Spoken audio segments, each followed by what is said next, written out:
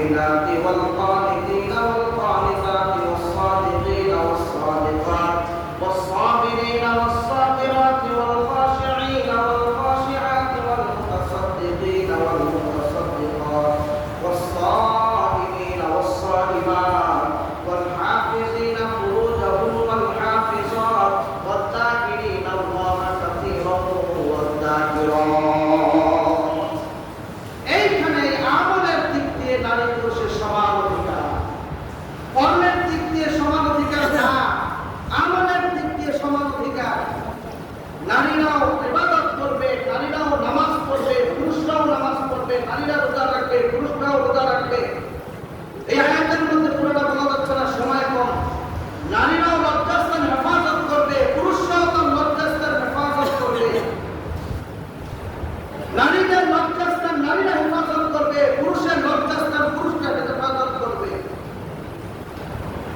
ও মুসলমান, কিন্তু না, আমাদের সমাজ যতদিন পর্যন্ত সুশাসন না আসবে ততদিন পর্যন্ত এই সমাজে নারী কর্তৃক যত বিশৃঙ্খলা আছে এটা সমাধান আসবে না। কারণ এটা বলতে গেলে আলোচনা ভিন্ন দিকে চলে যায়, তারপর একটা ইঙ্গিত দিয়ে যায় যে সমাজের নারীরা পর্দার রক্ষা করে চলে না, পর্দা মেনটেন করে চলে না, ওই সমাজের মানুষ, ওই সমাজের নারীরা নিরাপত্তায় আর থাকতে পারে না। হাদিসের মধ্যে আছে রাসূলুল্লাহ নবী সাল্লাল্লাহু আলাইহি ওয়াসাল্লাম বলেন, নারীরা কয়েক জায়গায় নিরাপত্তা পায় আল্লাহ তাআলার পক্ষ থেকে। না, সর্বপ্রথম নারীদের নিরাপত্তার জায়গা হলো বাবা। বাবা যখন তাকে বড় করিয়ে অন্যত্র জায়গায় বিবাহ দিয়ে দেয়, তখন তার নিরাপত্তার দায়িত্ব হলো তার স্বামী। স্বামী যখন থাকবে না, তার নিরাপত্তার দায়িত্ব নিয়ে দেয় তার সন্তান। সন্তান যখন থাকবে না, তার নিরাপত্তার দায়িত্ব নিয়ে দেয় তার চাচা অথবা দাদা। তার মামা নিরাপত্তার দায়িত্ব নিবে, সেটাও যখন তার পাবে না, তখন তার নিরাপত্তার দায়িত্ব দিবে সরকার, তার নিরাপত্তার দায়িত্ব দিতে হবে। কিন্তু আজকে যে আমার সমাজ, আমার দেশ এমন নিরাপত্তা পাইতেছে নারীরা, বলেন কি বলেন, পাচ্ছে নাকি? না। ও মুসলমান, বাবার কাছে মেয়ের নিরাপত্তা হচ্ছে না, বাবার কাছে মেয়ের ধর্ষিতা হচ্ছে, ভাইয়ের কাছে মেয়ের বোন ধর্ষিতা হচ্ছে। মুসলমান, এমন সমাজ কোনোদিনও ঠিক হবে না ততদিন পর্যন্ত যেই সমাজে কোরআনের আইন কায়েম না হবে, কোরআনের আইন বাস্তবায়ন না হবে, ততক্ষণ পর্যন্ত এই সমাজ সুন্দর হবে না, এই সমাজ আল্লাহওয়ালা সমাজ হবে না, এই সমাজ সাহাবায়ে কেরামদের সমাজ হবে না। কথা বলো ঠিক কিনা? মুসলমান, এই যে আমরা কয়েকদিন পর করে দেখি অমুক 6 বছরের মেয়ে ধর্ষণের শিকার হয়েছে, 12 বছরের মেয়ে ধর্ষণের শিকার হয়েছে, অল্প বয়সের মেয়েরা ধর্ষণের শিকার হয়। কারণ কি?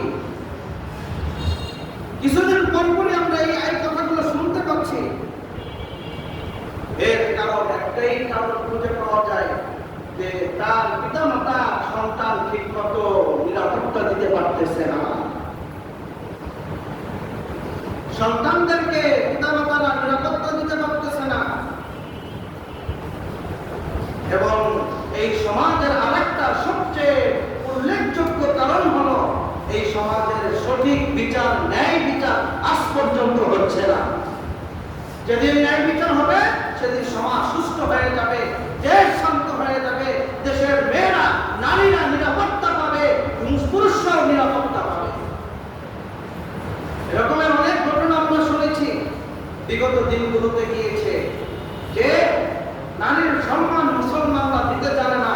একটা সময় আমরা অনেকে জানি, একটা সময় নারীদের সম্মান ছিল না, নারীদের ইজ্জত মানুষ দিতে জানতো না। নারীর জন্ম হয়েছে বিধায় এটা তার অপরাধের কারণে নারীদেরকে জীবন্ত মাটির নিচে পুঁতে রাখত।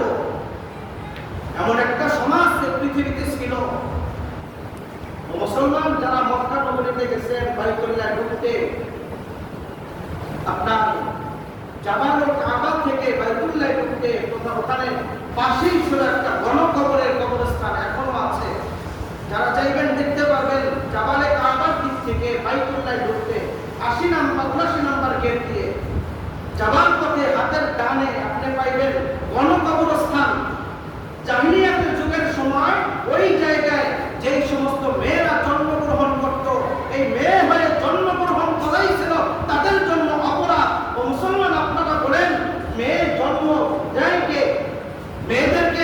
সৃষ্টি করে কে? কোনো মানুষের পক্ষে সম্ভব? কি বলেন সম্ভব? এটা দেয় কে? আল্লাহ তাআলা। আল্লাহ তাআলা কখনো কারো কোনো গর্ভে মেয়ে সন্তান দেয়, কোনো গর্ভে পুরুষ সন্তান দেয়, কোনো গর্ভে অন্য অন্য জাতি সন্তান দিয়ে থাকে। এই দেওয়ার সন্তান দেওয়ার মালিক কে? আওয়াজ দেয়া বলেন তো একটু, আরো জোরে বলেন। মুসলমান সেই জমায় ছিল, এই নারীদের সম্মান দিতে জানতো না, নিরাপত্তা দিতে জানতো না। নিরাপত্তা দিয়েছে ইসলাম। কথা বলো ঠিক কিনা? নিরাপত্তা দিয়েছে মুহাম্মদুর রাসূলুল্লাহ সাল্লাল্লাহু আলাইহি ওয়াসাল্লাম। নিরাপত্তা দিয়েছিল ওমর রাদিয়াল্লাহু তাআলা আনহু। নিরাপত্তা দিয়েছিল সাহাবায়ে কেরাম রাদিয়াল্লাহু তাআলা আনহুম। মুসলমান আজ সেই জমানার আবার ফিরে আসতেছে মনে হয়। নারীদের নিরাপত্তা পাওয়া যাচ্ছে না, মেয়েরা নিরাপত্তা পাচ্ছে না। স্কুলে যাবে সেখানে নিরাপত্তা নাই, কলেজে যাবে সেখানে নিরাপত্তা নাই, মাদ্রাসায় পড়তে যায় সেখানে নিরাপত্তা নাই। মুসলমান আমার এমন একটা খারাপ অবস্থা, বলতেও খারাপ লাগে। সেটা হলো দাদায় আকাম করে না দাম করে ইমাম সাহেবের। কেমন গেছে না ঘটনা? হ্যাঁ, দেবর যে আকাম করে নাম করে মুয়াজ্জিন সাহেবের, হুজুরের উপরে চাপায় দেয়। কারণ হুজুর হলো যে একেবারে নিরুপায়, তার উপরে চাপায় দিলে সে নিরাপদ, সমস্ত মানুষ নিরাপদ হয়ে যায়। এতবার বলা হয় যে আপনারা ডিএনএ টেস্ট করেন, কিন্তু ডিএনএ টেস্ট করতেছে না। ডিএনএ টেস্ট ছাড়াই সরাসরি দায়িত্ব দিয়ে দেয়, সরাসরি তাই এই দোষারোপ করে একজন আলেমের উপরে। কারণ আলেমের উপরে দোষারোপ করলে জাতি ঠান্ডা হয়ে যায়, আর সবাই এটা মেনে নেয়। আর আজকের বিচার কার্য কিরকম? বিচার কার্য এমন অবস্থা হয়েছে যে যদি কোনো আলেমের বিরুদ্ধে এই ধরনের দর্শনের কোনো মামলা যদি আসে, কোনো দেখা দেখি নাই, কোনো বিচার মানে বিবেচনা দরকার নাই, সরাসরি হাজতে ঢুকে। আর নিজে যদি স্বীকারোক্তি দেয়, এই রাসেল নামে দর্শক স্বীকারোক্তি দিয়েছে আমি দর্শন করেছি। রামিসানা রাইসানা আছে না কিছুদিন আগে, কোরবানির আগে। হ্যাঁ, যাই হোক, এই দেশে নিজের স্বীকারোক্তি দিয়েছে, অথচ আজ পর্যন্ত তার বিচার হচ্ছে না। সেইটা স্বীকারোক্তি করার জন্য, মামলা ঠিক রাখার জন্য 30 দিন পর্যন্ত তারা সময় নিয়েছে। আর যদি কোনো আলেম করতো এই কাজ, কোন হুজুরের মাধ্যমে, লেবাসদারি হুজুরে হোক না কেন, যদি হইতো তাহলে ওর বিচার পরের দিনই শুরু হয়ে যেত। কথা বলেন ঠিক কিনা? পরের দিনই শুরু হয়ে যেত।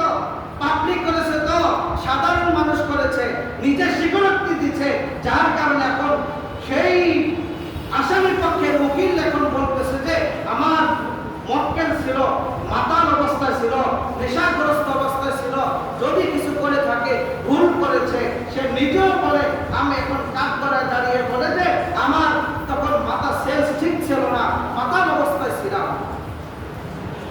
আর জজ সাহেব এটাকে মেনে নিতেছে। এখন ফাঁসির রায় হয়ে গেছে, ফাঁসি এখন পর্যন্ত কার্যকর হচ্ছে না। বিগত অনেক রকমের দর্শকের ফাঁসি রায় হয়েছে, কিন্তু ফাঁসি হয় নাই। এটাও হবে কিনা আল্লাহ তাআলাই ভালো জানেন। মুসলমান, যদি একটা ধর্ষকের যদি বাইতুল মুকাররমের সামনে জনসমক্ষে অথবা এই গুলিস্তান স্টেডিয়ামের ভিতরে জনসমক্ষে যদি একটা ফাঁসি দেওয়া হইতো, যদি তাকে হত্যা করা হইতো, পুরা দেশ ঠান্ডা হয়ে যেত। কথা বলো ঠিক কিনা? বাইবেলের সামনে দাঁড় করাইয়া যদি একটা ধর্ষকের যদি বিচার করত, সারা আশুলিয়ার মানুষ দেখতো, পুরো আশুলিয়া ঠান্ডা হয়ে যেত। মুসলমান সেই বিচার আছে? কি বলেন?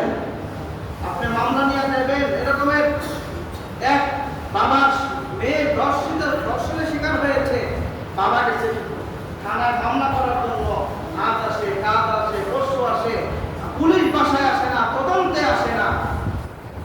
তাহলে এটা কেমন বিচার হলো? এই ধরনের বিচার যতদিন থাকবে কোন দেশ ঠান্ডা হবে না, দেশ শান্ত হবে না। আল্লাহ রাব্বুল আলামিনের বিধান কি দেখেন এদের ব্যাপারে?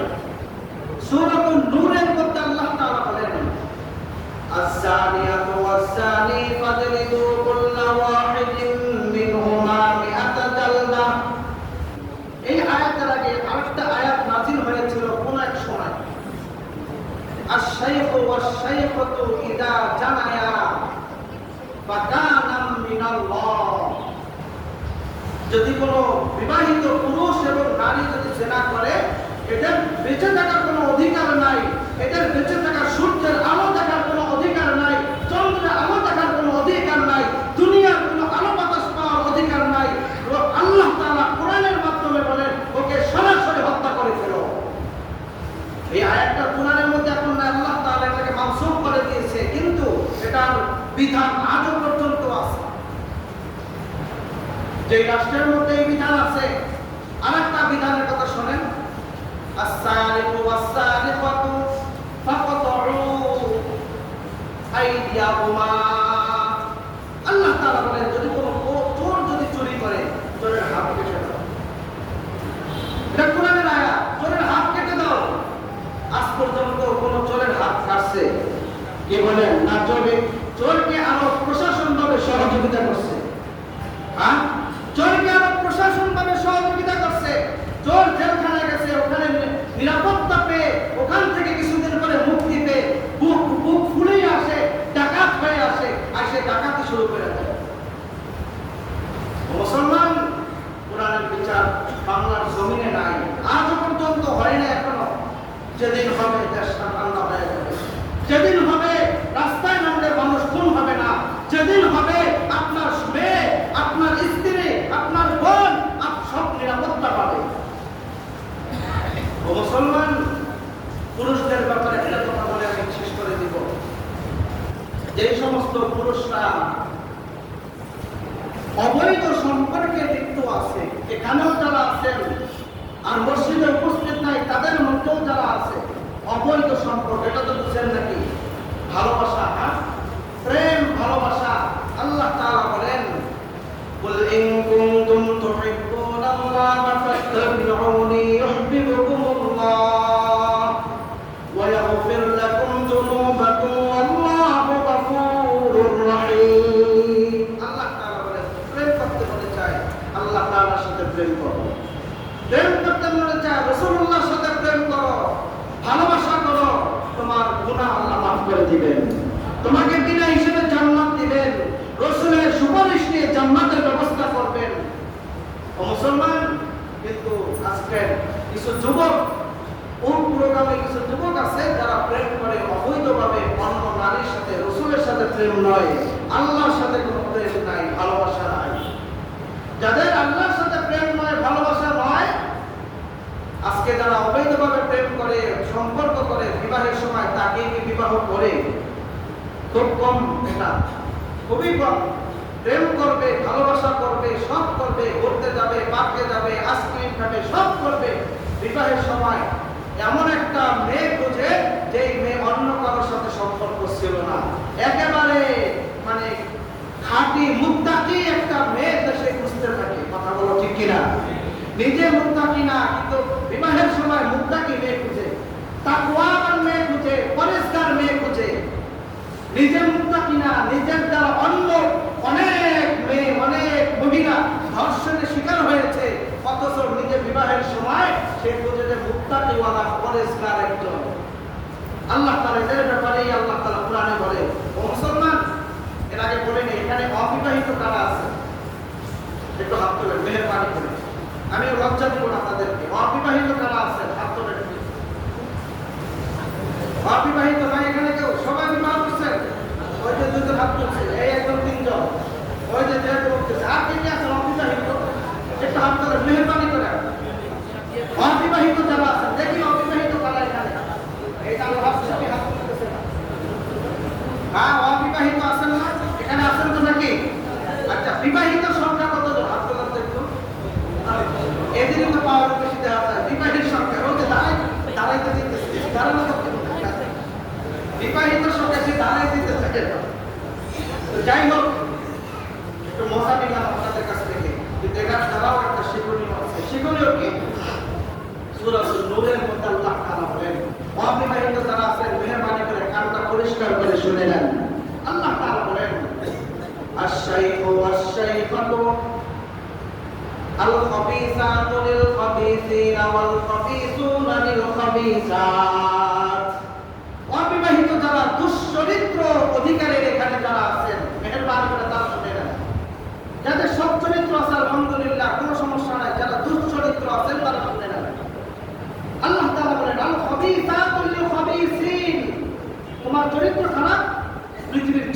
প্রান্তে হোক না কেন, ওই চরিত্র খারাপ ওয়ানের নারী তোমার জন্য আল্লাহ তাআলা নির্ধারণ করে রেখেছে।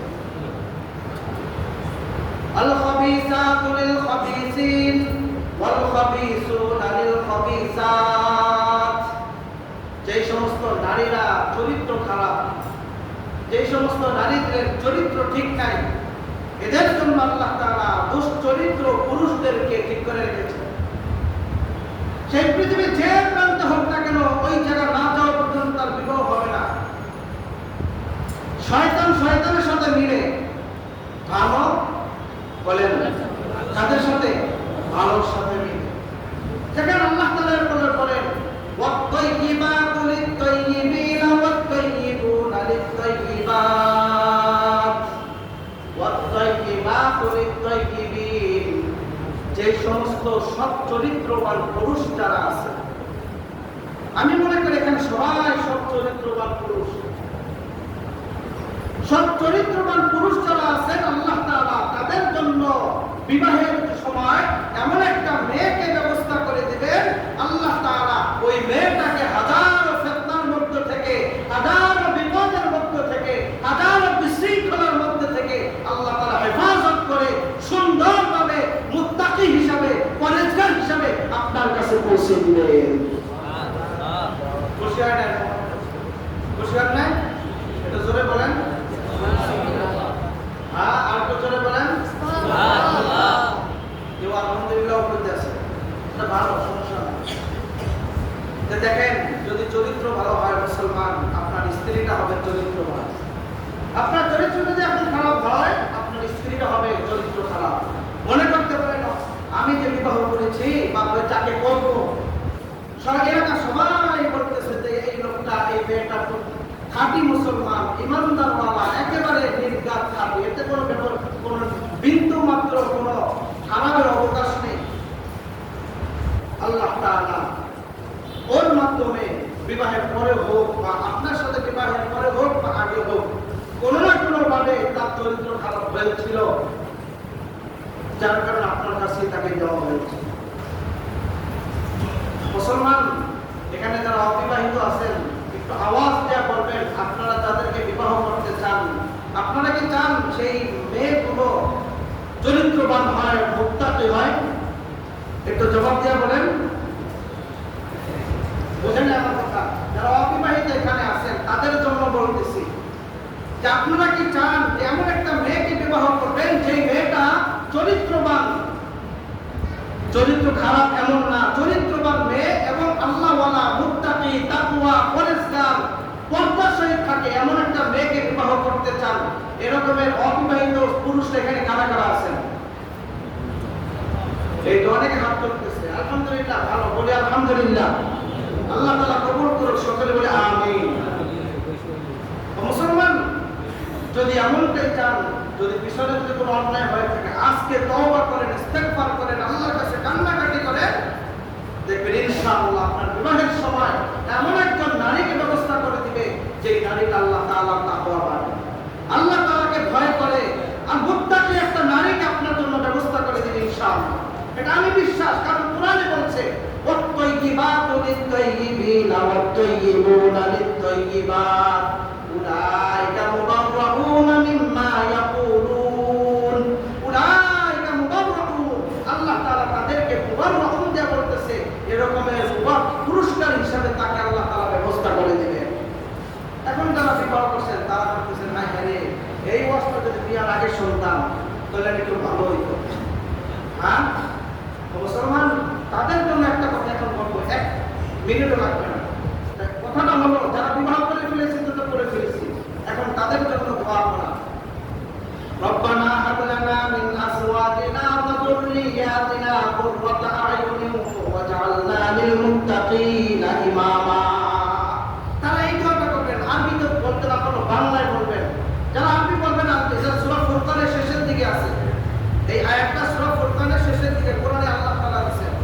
যদি এটা বলতে না পারেন, বাংলায় এটা বলবেন যে আল্লাহ, আমার স্ত্রী, সন্তান, যাদের দ্বারা আমার অধীনস্থ আছে, তাদেরকে তুমি হেফাজত করো, দুনিয়ায় হেফাজত করো, সর্বদিক থেকে সকল ফিতনা থেকে হেফাজত করো, এবং তাকে চক্ষু শীতলমণি বানায় দাও। আমার ইমাম বানায় দেয়। এই দোয়াটা করতে পারবো না বাংলায়? কি বলেন, পারবো না ইনশাআল্লাহ? যারা বিবাহ করছে তারা এই দোয়া করবো, আর যারা বিয়ে করে নাই তারাও যদি এই দোয়া করে, আল্লাহ তাআলা তাদের জন্য নেককার, পরিষ্কার, মুত্তাকি, সচ্চরিত্রবান একজন পুরুষ, একজন নারীকে আল্লাহ তাআলা আপনার জন্য ব্যবস্থা করে দিবেন ইনশাআল্লাহ। ইনশাআল্লাহ আল্লাহ তাআলা আমাদেরকে সকলকে চরিত্র হেফাজত করে, ঈমান আমল হেফাজত করে আল্লাহ তাআলা আমাদেরকে দুনিয়ায় বসবাস করার তৌফিক দান করুন। সকলে